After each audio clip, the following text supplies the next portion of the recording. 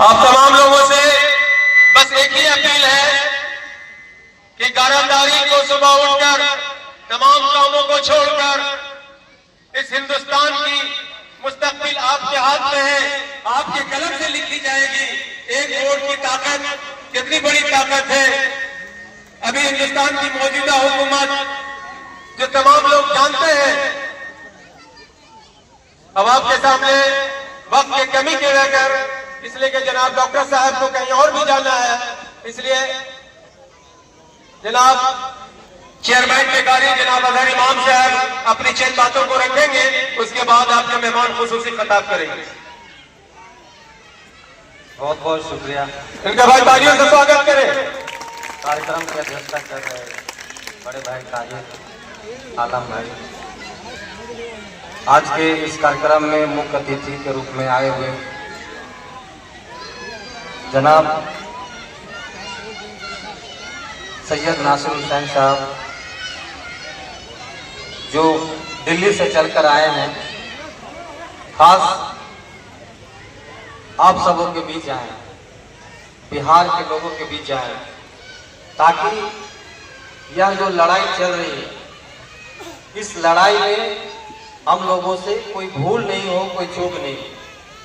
और यह जो कम समय है, 4 दिनों का यह मोहलत रह गया है, इन कम समयों में हम ऐसा कौन से काम करें और कैसे निर्णय लें कि ना कि सिर्फ अपना वोट दें, बल्कि अपने इर्द गिर्द, अपने परिवार, अपने दोस्त, अपने सर्किल, अपने मोहल्ले, अपने इलाके में बढ़ चढ़ करके वोट जो है माननीय अभ्यर्थ बाबू जी को वोट दिलाएं पंजा छाप पर। इसके लिए हम सबों को आगे आना होगा। अगर हम यह सोच लेंगे कि यह सिर्फ वोट एक देना है और कोई काम नहीं रह गया, तो इससे लड़ाई नहीं जीत सकते। अगर लड़ाई जीतनी है तो हमें आगे आना होगा और हमें अभ्यर्थी बनना होगा। हर इंसान को अपने आप को महसूस करना होगा कि मैं अभ्यर्थी हूं और यह लड़ाई मेरी है। अगर आप सोचेंगे कि यह लड़ाई अभ्यर्थी की है, यह लड़ाई कांग्रेस पार्टी की है, यह लड़ाई राजद की है, तो यह बिल्कुल गलत सोच होगा। यह लड़ाई बिहार के लोगों की है, यह लड़ाई वजीरगंज के लोगों की है, यह लड़ाई यहाँ के लोगों की है। और इसके लिए आप तमाम लोगों को बढ़ चढ़ के हिस्सा लेना होगा और हर एक घर में आपको कन्विंस करना होगा कि समय कम है और वक्त आ गया है ईंट का जवाब पत्थर से देने का। और वो पत्थर नहीं बल्कि आपका एक मामूली सा उंगली में वो ताकत है जो आप कुछ भी पल भर में आप बदल सकते हैं। आपको अपने लोगों को समझाना होगा और इन कम समय में आपको खूब मेहनत करना होगा। 2, 3, 4 दिन में आप इर्द गिर्द पूरे मोहल्ले में एक माहौल बना दें और एक तरफा वोट जो है माननीय अभ्यर्थ बाबू को वोट दिलाने का काम करें। इन बातों के साथ मैं चाहूंगा कि मुख्य अतिथि के तौर पर जनाब नासिर साहब आए हुए हैं और उनका तालियों से स्वागत करें और अभिनंदन करें। अपने बात को आप लोग गौर से सुनेंगे। आप लोगों के बीच में आए हैं, अपने बात को खत्म करना चाहूंगा। बहुत बहुत शुक्रिया। जय हिंद, जय भारत। शुक्रिया। अब आपके सामने जिनका हम लोग मुंतजिर थे और बेसब्री से इंतजार कर रहे थे, जनाब डॉक्टर मोहम्मद नासिर हुसैन साहब, ईवान जर्री के मेंबर ऑफ दिल्ली। आप इनको अक्सर हर टीवी में और अपने मोबाइलों में इस मुल्क की कानून और इस मुल्क के आवाम की जितनी भी मसाइल हैं बबांग दोहर रखते हैं। मैं शेर के साथ इनको स्टेज पर बुला रहा हूं कि हयात लेके चलो, कायनात लेके चलो, हयात लेके चलो, कायनात लेके चलो, चलना है तो सारे जमाने को साथ लेके चलो। हमें उड़ने की सबक मत दो। आज भाजपा वाले हिंदुस्तान की मौजूदा हुकूमत यहाँ की अक़लियतों को कहता है कि तुम पंचर बनाने वाले हो।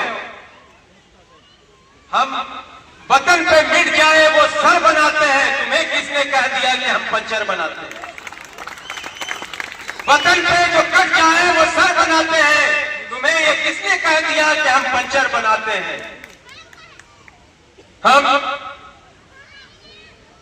अब आपके सामने जनाब डॉक्टर मोहम्मद नासिर हुसैन साहब तफसीली गुफ्तगू करेंगे।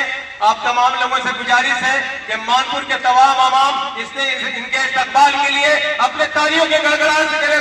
जनाब डॉक्टर मोहम्मद नासिर हुसैन साहब, जनाब डॉक्टर मोहम्मद नासिर हुसैन साहब, मुझे उड़ने की सबक मत दो, मुझे उड़ने की सबक मत दो। हम पेड़ से आए हैं, पिंजरे से नहीं आए हैं।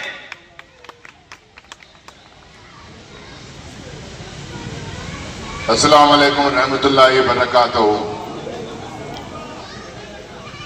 टिकारी प्रखंड के चेयरमैन जनाब अजहर इमाम साहब, हमारे आरजेडी के लीडर ताहिर हुसैन साहब, जफर इमाम साहब, हमारे केपीसीसी के सीनियर लीडर फैसल खान साहब, मुदस्सिर साहब जो केपीसी यूथ कांग्रेस के सीनियर लीडर हैं,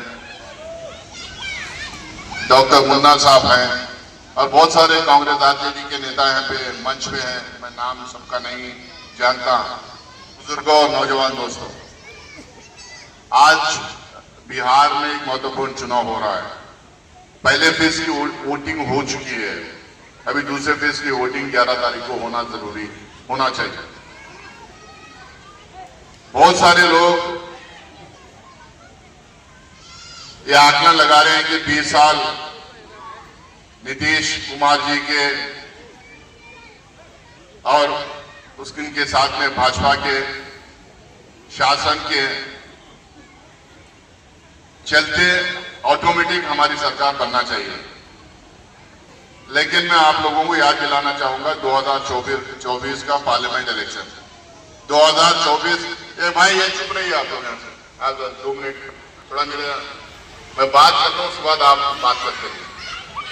2024 के पार्लियामेंट के चुनाव में अगर 20 सीट और हमें मिले होते तो मोदी जी की सरकार नहीं बनती। सिर्फ 20 सीट की जरूरत है। पिछले चुनाव में भी मैं बिहार में कई जगह गया था, यहाँ पे आने का मौका नहीं मिला था। यहाँ के असेंबली चुनाव में मात्र 5 सीट हमें और मिलते, 5 सीट और अगर महागठबंधन को मिलते तो यहाँ पे नीतीश कुमार जी की और भाजपा की सरकार नहीं बनती। अगर ये 20 साल से इनकी जो सरकार बनी हुई है, आज अमित शाह जी, मोदी जी, बहुत सारे इनके दिल्ली से बहुत सारे सीनियर लीडर्स आके लगातार कहते जा रहे हैं कि 20 साल में ऐसी तरक्की हुई, वैसी तरक्की हुई, यहाँ पे रोड बन गए, पुल बन गए, पानी लोगों को घर पे मिल रहा है, बिजली चल रही है, ये सब नौकरियां मिल रही है, ऐसी तरक्की हुई। इसके पहले जंगल राज था, यहाँ पे कुछ नहीं हुआ करता था, लगातार बोलते जा रहे हैं। अगर यहाँ पे तरक्की हुई होती, अगर यहाँ पे लोगों को नौकरियां मिले होते, अगर यहाँ पे फैक्ट्री इंडस्ट्री आई होती, यहाँ पे बहुत सारे डेवलपमेंटल वर्क यहाँ पे तरक्की यहाँ पे किए होते ये लोग, बहुत सारा काम हुआ होता, तो मुझे नहीं लगता कि 1.5 करोड़ बिहार के लोग आज बिहार के बाहर जाके काम करते।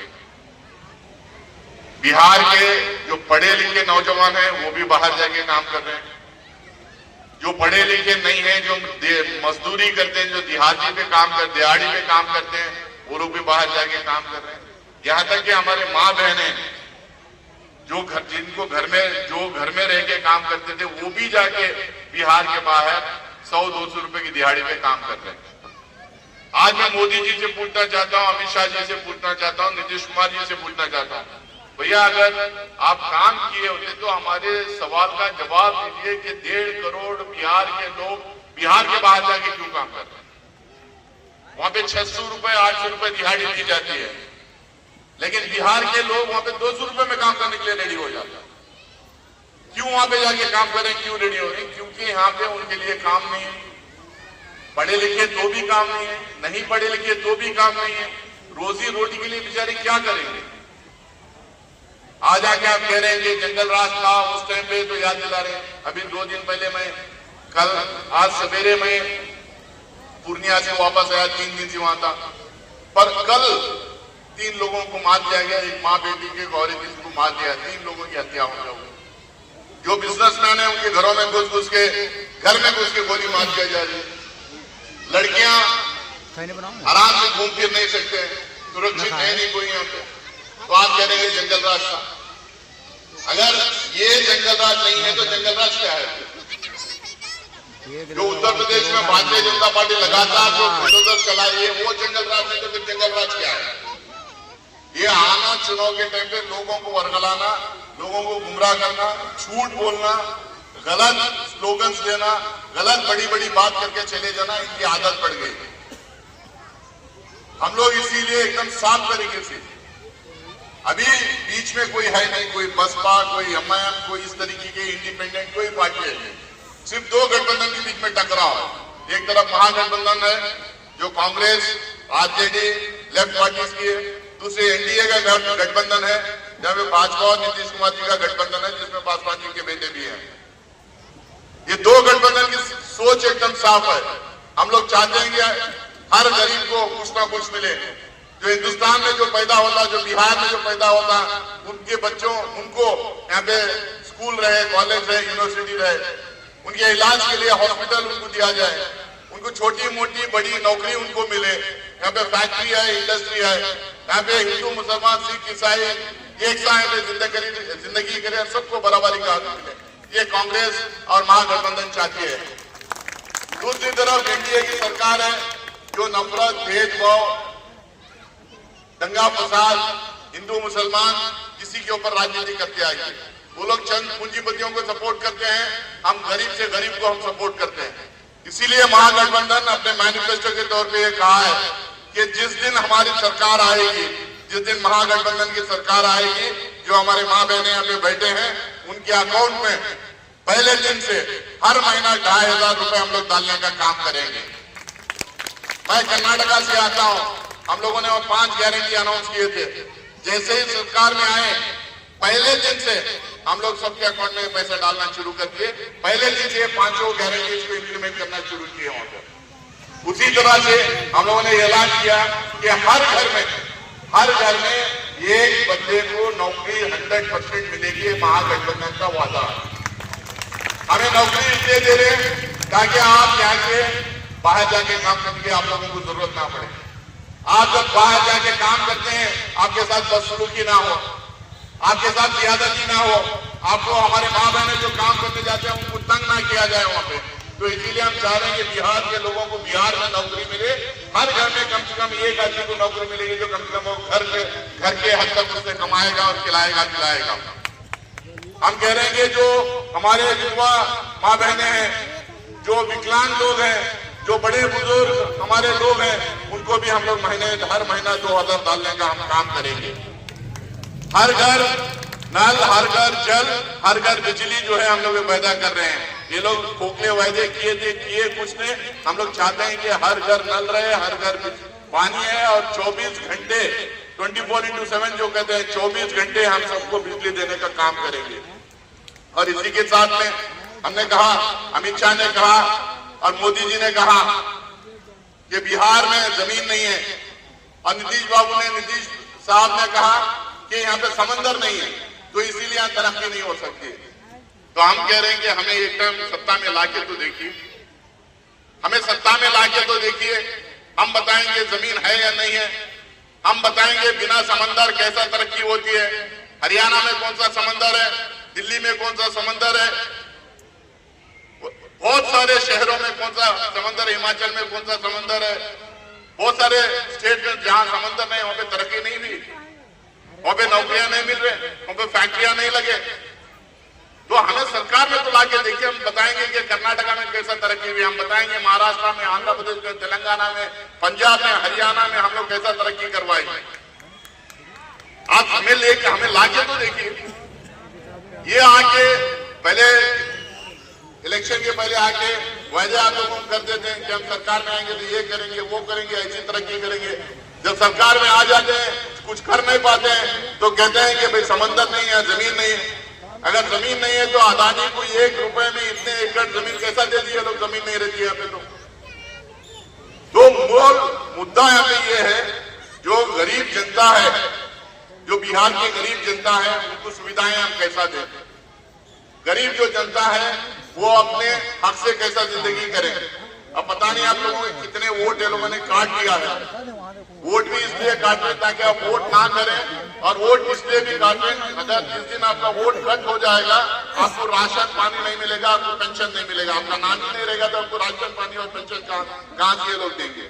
तो इनका ये वोट काटने का भी दोहरी चाल है, ताकि आप वोट डालने ना जाए, वो लोग सरकार में बने रहे, और आपका लिस्ट में से नाम निकल जाए तो आपको जो राशन पानी मिलता है, पेंशन मिलता है, दूसरे सुविधाएं जो मिलते हैं वो खत्म हो जाए। लेकिन राहुल गांधी जी, मल्लिकार्जुन खड़गे साहब ये कह रहे हैं कि जो भी यहाँ पैदा होगा, जो भी हिंदुस्तानी रहेगा, उसका नाम वोटर लिस्ट में रहेगा। जैसे ही 18 साल हो जाएगा उसका वोटर लिस्ट में रहेगा, क्योंकि हमारा संविधान बराबरी का हक देता है। हिंदू हो, मुसलमान हो, सिख हो, ईसाई हो, ब्राह्मण हो, पिछड़े वर्ग का हो, दलित हो, आदिवासी हो, सबको वोटिंग का हक है। वोट डालना हमारा हक है, हमारा वोट कोई छीन नहीं सकता। कांग्रेस पार्टी और महागठबंधन ये कोशिश करेगी और कोशिश कर रहे हैं कि किसी का वोट कटे ना, और जिस दिन हम सरकार में आएंगे वो जो अफसर है जो हमारे वोट काटे हैं उनका हम लोग हिसाब किताब भी बराबर से करेंगे। हम ये जो वायदे जो लेके आए हैं, जो गारंटी अनाउंस किए हैं, जो मैनिफेस्टो में हमने बहुत सारी बात जो कहा है, तो इसको इम्प्लीमेंट करवाने की जिम्मेदारी कांग्रेस पार्टी की है। महागठबंधन की सरकार बनेगी, तेजस्वी यादव जी मुख्यमंत्री बनेंगे, लेकिन हम लोग जिम्मेदारी लेते हैं कि मैनिफेस्टो और गारंटी जो हम अनाउंस कर रहे हैं उसको 100% हम इम्प्लीमेंट करवाएंगे। लॉ एंड ऑर्डर का सिचुएशन जिस तरह से दूसरे स्टेटों में है हम लोग मेंटेन करें, कोई हिंसा होने नहीं देंगे, कोई एंटी सोशल एलिमेंट अपनी मनमानी नहीं करेगा। ये सब गारंटीज हम लोग जगह जगह घूम घूम के कह रहे हैं, लेकिन आपकी जिम्मेदारी है कि आप महागठबंधन के कैंडिडेट को जिताएं। अवधेश कुमार सिंह साहब मेरे से उम्र में बहुत सीनियर है, लेकिन हमारा दोस्ताना बहुत अच्छा है। वो जब भी दिल्ली आते हैं तो हमारे घर आते हैं, बैंगलोर आते हैं तो हमसे मिलते हैं। बहुत दिनों से उनको मैं जानता हूँ, एक सीनियर पॉलिटिशियन है। जब हम लोगों ने सर्वे किया तो उनके नाम पे आ रहा था कि 100% जीत सकते हैं और भारी बहुमत से जीतेंगे, इसीलिए ने पार्टी तय की।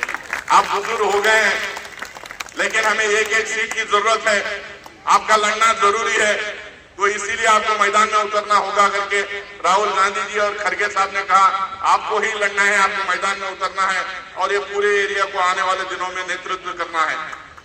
तो इसीलिए अवधेश कुमार सिंह साहब को जबरदस्ती करके हम लोगों ने चुनाव में उतारा है। अब आप लोगों की जिम्मेदारी है कि आप लोग उनको वोट देकर जिताएं, और क्योंकि 6-7 बार वो विधायक बन चुके हैं, इतना उनको तजुर्बा है, इतना एक्सपीरियंस उनको है काम करने का, लोगों के साथ रहने का, लोगों की तरक्की करवाने का, उनको इतना एक्सपीरियंस है।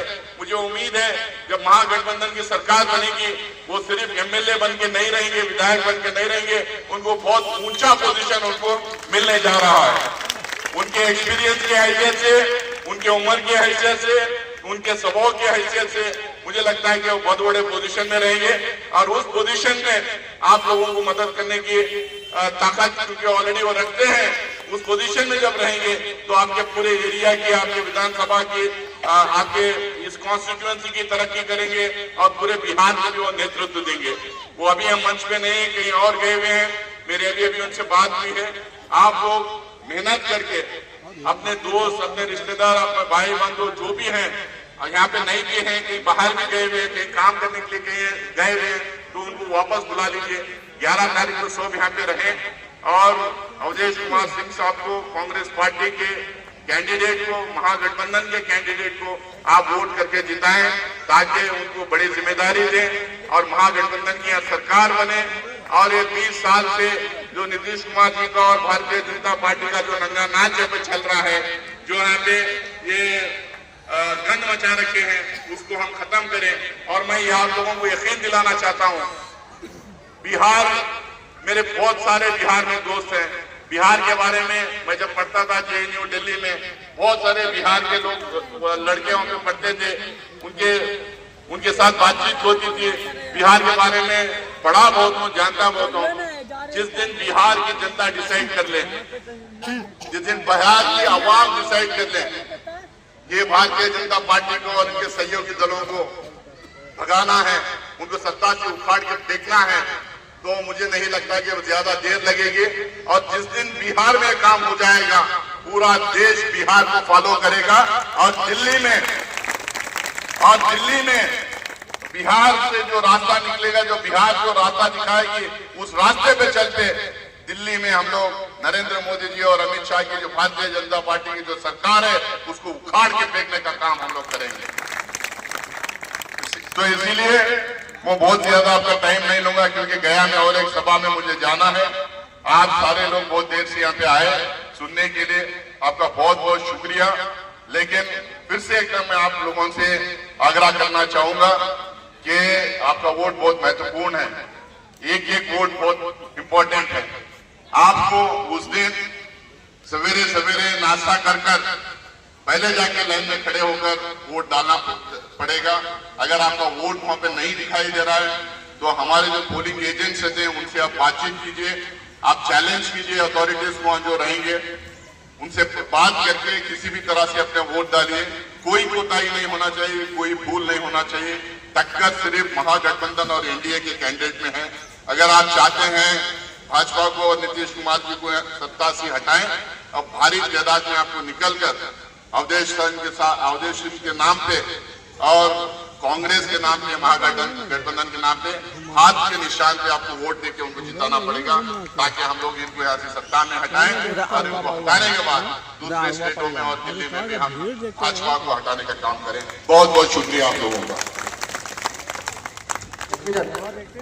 अभी अभी हमारे बीच में आए हैं गया जिला का युवा कांग्रेस के जिला अध्यक्ष विशाल जी और महिला कांग्रेस और उषा देवी पंचायत समिति। आप लगातार 2 बार जीते हैं, आकर के इनको स्वागत करेंगे। बात आप लोग दोनों ना खो सके, हम लोग के नहीं बुलाया गया है, तो आइए आप भी लेट लिए हैं अध्यक्ष जी। उस तरफ से बहन जी विशाल जी गया जिला का युवा कांग्रेस के जिला अध्यक्ष है, इनके लिए भी एक ताली होना चाहिए। और आप लोग तमाम लोग इतने कीमती समय दिए हैं हमारे बीच। भजेना साहब में पूर्व मुखिया हामिद साहब हमारे बीच, नौरंगा पंचायत से आए हुए कयूम साहब हमारे बीच, अब्दुल्ला से आए हुए हैं, शकील साहब अब्दुल्ला से आए हुए हैं, टिंकू भाई, पुटू भाई, अभी सनेमपुर से आए हुए सरवर साहब, तालियों से स्वागत करें, तालियों से स्वागत लोग आए हैं, अपने कीमती समय दिए हैं, तालियों से स्वागत करें। अब लास्ट सभा का समापन करेंगे मानपुर प्रखंड के प्रखंड अध्यक्ष रंजीत बाबू। मानपुर प्रखंड के प्रखंड अध्यक्ष रंजीत बाबू हैं। सभा के 2 मिनट के लिए आप लोग रुकेंगे भाई, 2 मिनट के लिए रुके।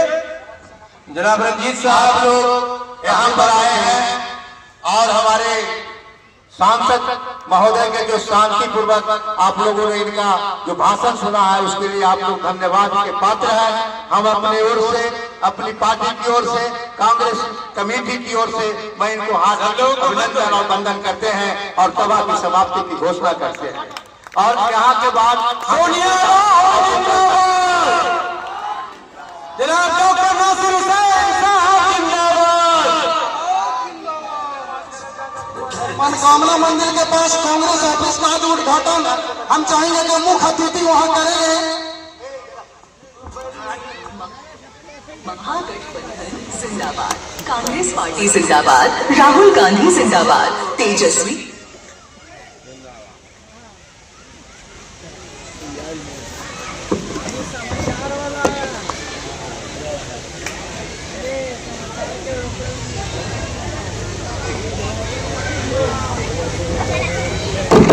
महागठबंधन प्रत्याशी आपके समर्थन और विश्वास से वजीरगंज क्षेत्र के विकास के लिए दृढ़ संकल्पित हैं। महागठबंधन जिंदाबाद।